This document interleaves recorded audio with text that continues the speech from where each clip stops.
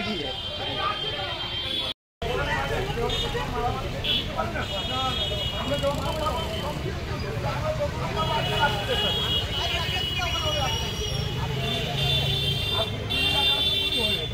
কে মারলো?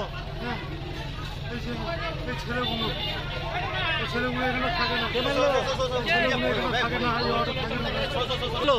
দিল মোহাম্মদ শেখ আর গোপাল দে আর এই রবি হালদার আর এই হাসান মাইতি।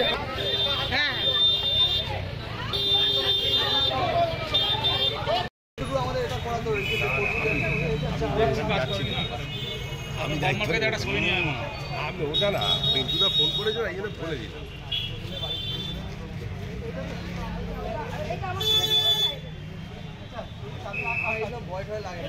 ও দাদা সামনে দিয়ে সরে যান না। ও দাদা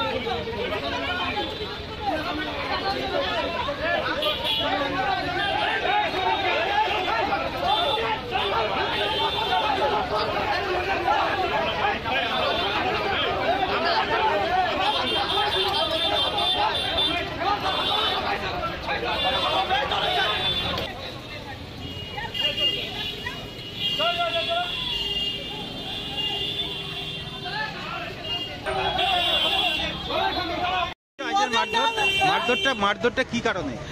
ওরা দীর্ঘদিন আমার ছেলেদেরকে মেরেছে, হাত ভেঙে দিয়েছে, সেলাই ভেঙে দিয়েছে।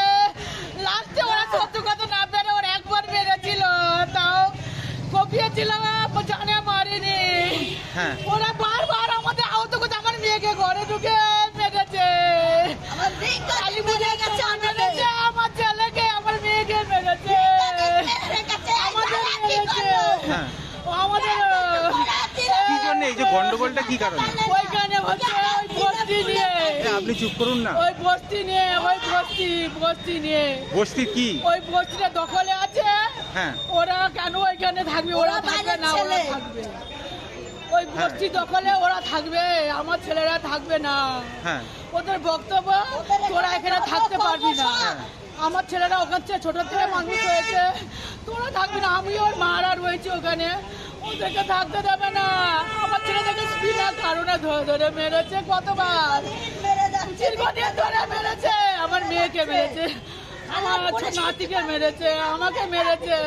লাস্টে আমার ছেলেরা একবার মেরেছিল বলে বারবার আমার মাদের আঘাত করছিস, বারবার আমাদের আঘাত করছিস। আমরা পিন্টু দেবনাথকে কথা বলেছি, থানায় একটা কেস করেছি, 7-8টা কেস আছে ওই খোড়া বাবুর নামে, অমিত হালদারের নামে। আর ওদের বস হচ্ছে বাবাই সর্দার, ওই যে রণ সর্দারের বাড়ির সামনে থাকে, গোড়াগাছিতে থাকে বাবাই সর্দার। আমার ছেলের নাম বাপি হাজরা। আমার ছেলের খুব শান্ত ছেলে, তুমি একজনকে বলতে দাও না। ছেলে খুব শান্ত ছেলে, প্রতাপ, বাপ্পা, রাজকুমার। আমার ছেলে খুব জানি না ওটা কি হয়েছে, ওদের নাকি মারপিট হয়েছে, ওর আগের দিন নাকি মারপিট হয়েছে। আমরা ঠিক আছে তোমাদের মারপিট হয়েছে, আমরা তাকিয়ে থেকে যখন বাইরে করে দেবো, কাউন্সিলর দাদা আসুক, আমরা কাউন্সিলর দাদাকে ফোন করেছি।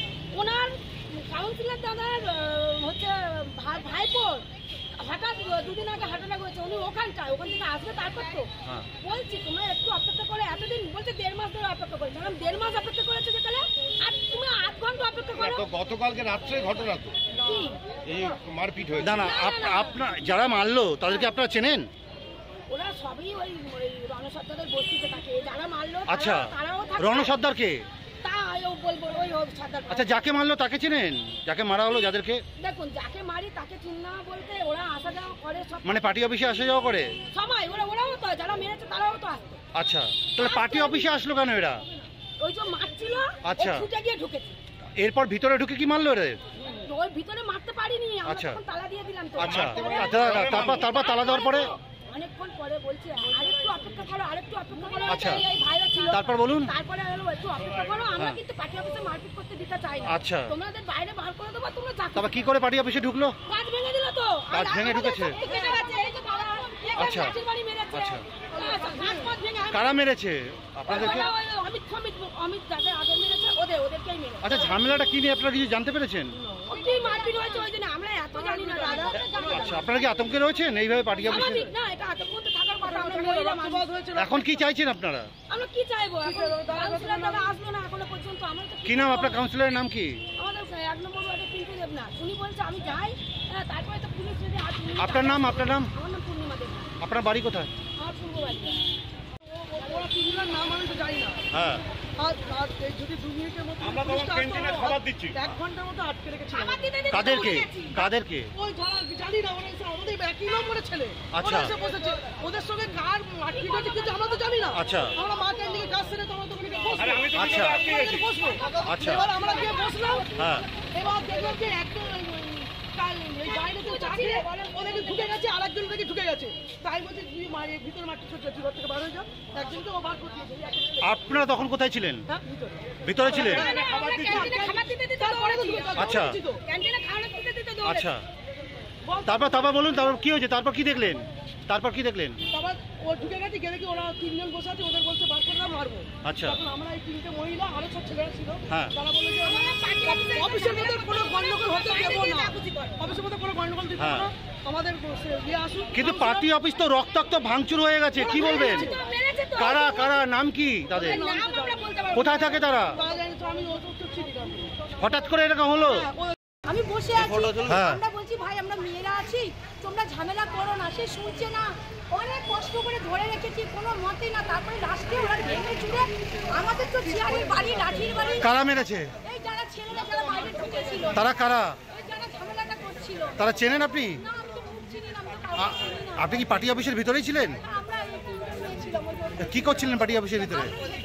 আমরা আসি দাদার এখানে, আমরা কাজটা নিয়ে আসি, গল্প কথা বলি, আমি কাজের মধ্যে আমরা আচ্ছা, পার্টি অফিসের মধ্যে এরকম রক্তাক্ত অবস্থা, কি বলবেন? কি বলবো, আমরা তো বুঝতে পারছি না কেন এরকম হলো। এত ছেলেগুলো আমরা রাখতে পারছি না তো। আমি তো দেখছি আপনি আতঙ্কের মধ্যে রয়েছেন। আমি তো ভয় পেয়েছি তো দাদা।